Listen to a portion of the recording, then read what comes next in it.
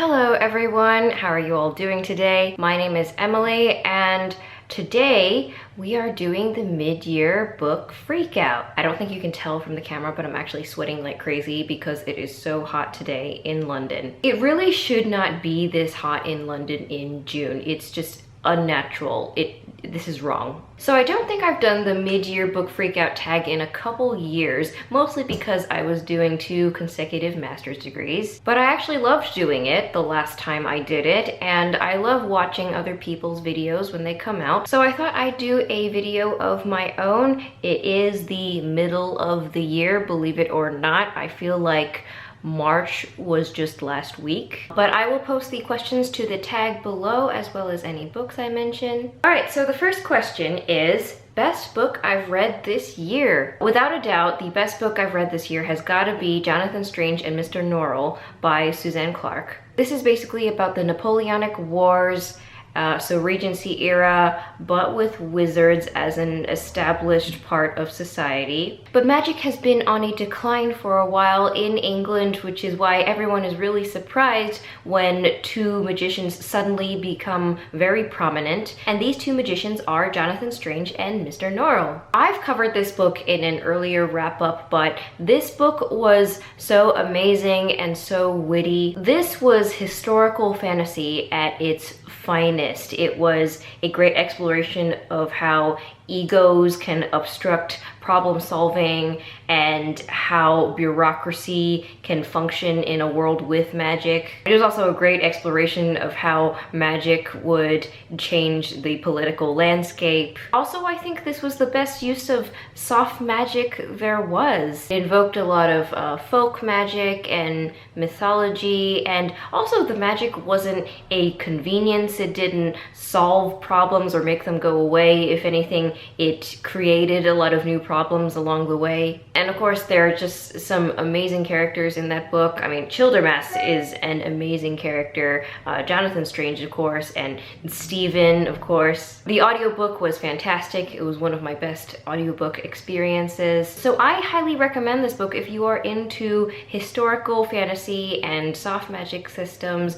This book was fantastic. The next question is best sequel I've read this year. Not gonna lie, this has been a year mostly of me beginning series rather than continuing series, and I haven't been too impressed with that many sequels that I've read. So I'm going with Scott Pilgrim vs. the World, which is the second book in the Scott Pilgrim graphic novel series by Brian Lee O'Malley. Actually, all of the sequels in this series were pretty good. There's like 6 books in the series. So the premise of the Scott Pilgrim series is that Scott Pilgrim is sort of between jobs. He's kind of a loser, but he's also a very perky nerd, and he's in a band. He meets a girl called Ramona and instantly wants to date her, but a condition of dating her is that he has to defeat all of her exes. So there's a bit of video game logic in there, but I really love this graphic novel series. It's very snappy and witty, and the art is very unique. But yeah, I loved this sequel to the first book, and I loved all the other sequels as well.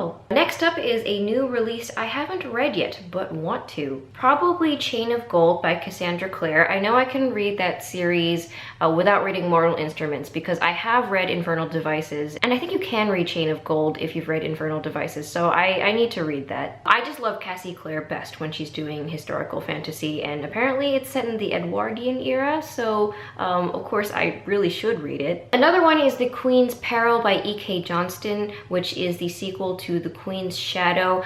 This is a series about Padme Amidala, who is a very prominent female character in the Star Wars series. So I think Queen's Peril did come out recently, but I haven't read Queen's Shadow yet, which is the first book, so I probably should read that first. Next up is my most anticipated book for the second half of the year. Gosh, I really haven't been keeping up with new book releases. Like, I really have no idea what's coming out in the next few months because I've been struggling to keep up with books that have already come out as is. So really, I just hear about books from other people when they've already read them after they've come out. I guess the closest thing to an anticipated release would be Rhythm of War by Brandon Sanderson, which is supposed to be the 4th book in his Stormlight Archive series. But I've also only read The Way of Kings, the first book, so I should probably read the next 2 books first. But I really did enjoy the first book, so I'm really looking forward to reading the next couple books, and as well as the fourth book. Next up is my most disappointing read of 2020. It's probably a toss-up between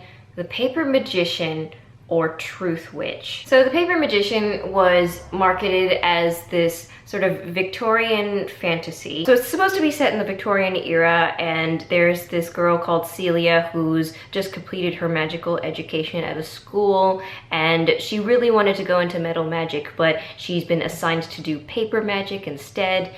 So she moves in with this paper magic magician to apprentice under, and she slowly learns about how great paper magic is, but then suddenly her teacher's life is in danger and she has to go save him. So I liked the concept of this book. I liked the concept of paper magic. I thought that was nicely realized, but apart from that, the characters were pretty disappointing and the plot was pretty thin. I thought the world building was kind of lacking. There were a lot of anachronisms in that book, in both how the character acted and the items that she had access to, the historical backdrop.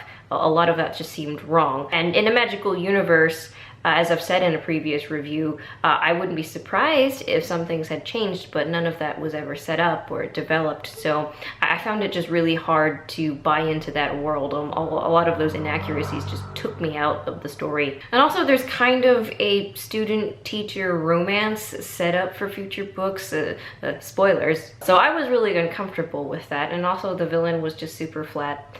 I didn't enjoy this book very much. And then there was Truthwitch, which I barely even remember. I know this series, I think the Witchland series it's called, I know it's very well loved on BookTube. It's about these sets of countries called the Witchlands, and there's a lot of witches with different types of powers, and the main character of this book, Safi, is a truth witch, so she can tell a truth from a lie. But I was very bored through a lot of this book. I was just not invested in the story at all, because there was supposed to be a lot of political rivalry going on between two major nations, and then there were other smaller countries being caught in between, but I couldn't tell the difference between any of these countries because their cultural differences weren't really set up. I just felt like names were just being thrown at me here and there, and there was also this massive insta-love plot that I just was not interested in at all. I probably would have liked this book if I were younger, or if I had gone in really expecting the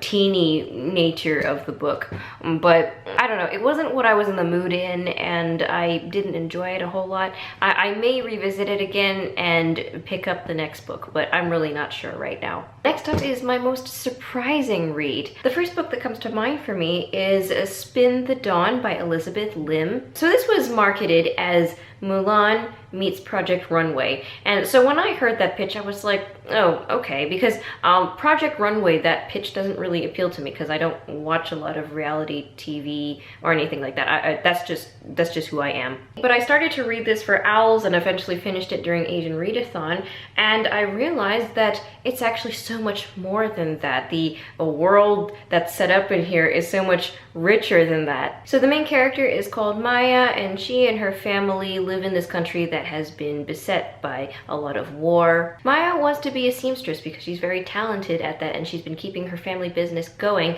but the societal expectations of her are that she will marry and just run a household and not work. So in order to escape this, she disguises herself as a boy and goes to compete to be an imperial tailor. And in the process, she gets involved in a lot of court politics, and she has some magical encounters along the way as well. But I ended up really loving this story, and there was actually a lot of tension at times. Like, you never take Maya's successes for granted because she's never even guaranteed any success. Maya does fail sometimes, and even when she succeeds, Elizabeth Lim never makes this easy for us. She always makes us earn it. And there was also a romance that I really liked. I was really rooting for it. So yeah, this was a book that really exceeded my expectations. Next up is my new favorite author. This is really hard because I only really consider an author a favorite if I've read multiple works of theirs. I guess that's not entirely accurate because I did consider Erin Morgenstern one of my favorite authors because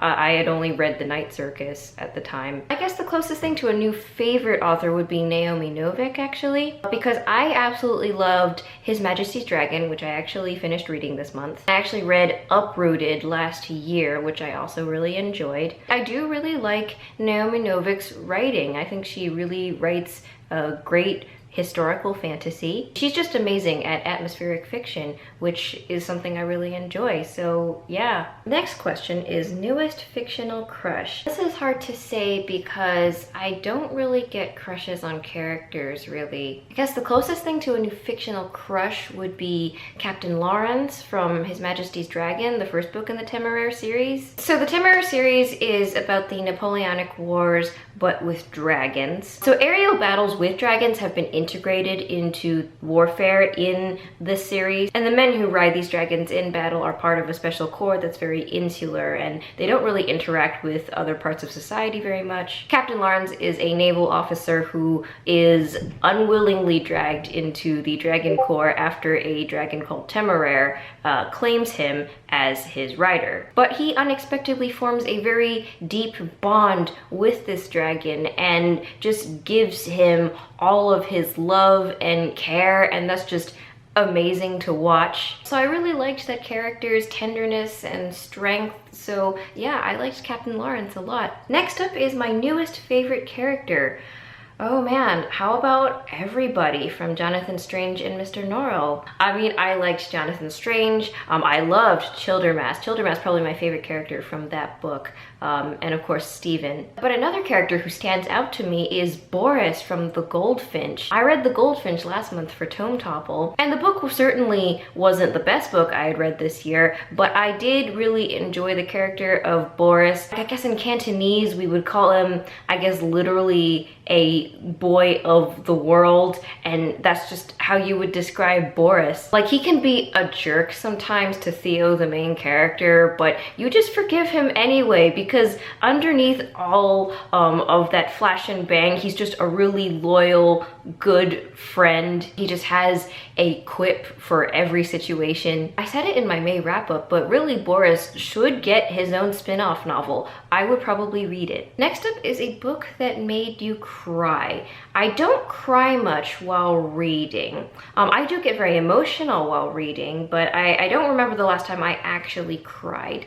But I guess the closest thing would be when I read the beginning of Spin the Dawn by Elizabeth Lim. Because Maya's family goes through a lot of tragedy before and during this big war that her country has been in. And when she's like tells the story of her family, how they started out happy and then it gets sadder, and then it gets sadder, and then it gets sadder, and the first 20 pages just destroyed me. Next up is a book that made you happy. That's gotta be Little Women by Louisa May Alcott, which I reread this year. I read this book in preparation for my review of the Little Women 2019 film, and I was so glad that I reread this book, and I think it has reinstated itself as one of my favorite books. The book is such a classic because it's got so many universal themes about growing up, and not just growing up, but learning to become a productive person in the world and constantly improving yourself. Also, I think I saw nuances in characters that I had never seen before. For instance, Laurie is a toxic jerk, and Joe is a repressed misogynist for most of the book. And also Professor Bear is great, and I love him, and people should love on him more. Next up is the most beautiful book you bought or received this year. I haven't bought or received many books this year. I've been trying to be very controlled about the number of physical books I bring in. That's just the nature of living in small spaces. You really have to be conscious of space. But the most beautiful book has got to be Kat Dunn's Dangerous Remedy, which I received in Illumicrate earlier this year. I was just trying the box out. I think this book is supposed to be a fantasy twist on the French Revolution. I feel like there are a lot of books with that theme this year. Does anyone feel like that? But this book is lovely. It's got this nice foiled cover and it's got these mint green sprayed edges. It's also got some nice end papers as well. I'm supposed to read this for the Fae path of Make Your Myth Taker, but that was also my secondary path, not my primary one, so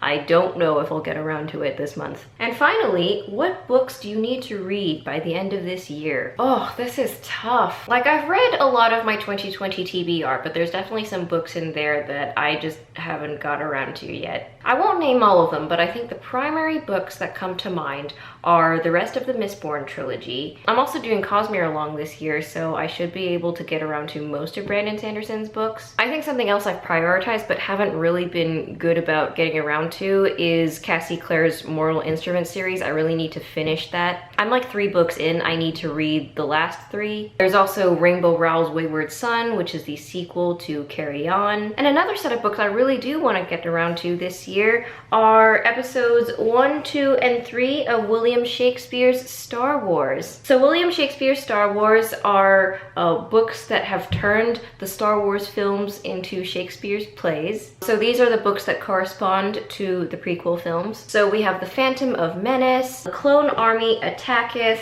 and Tragedy of the Sith's Revenge. I have also just finished the Clone Wars show, so I am dying for more Star Wars content. If you've also watched the entire show, hit me up because I have many feels. So that about does it for the mid-year book freakout. I hope you enjoyed this video and I hope you will also do this book tag as well. Like usual, I hope everyone is staying safe in these turbulent times. Like this video if you liked it, and please subscribe to my channel. I am this close to 1,500 subscribers. You can also follow me on Twitter, Instagram, and Goodreads, and I will see you in my next video.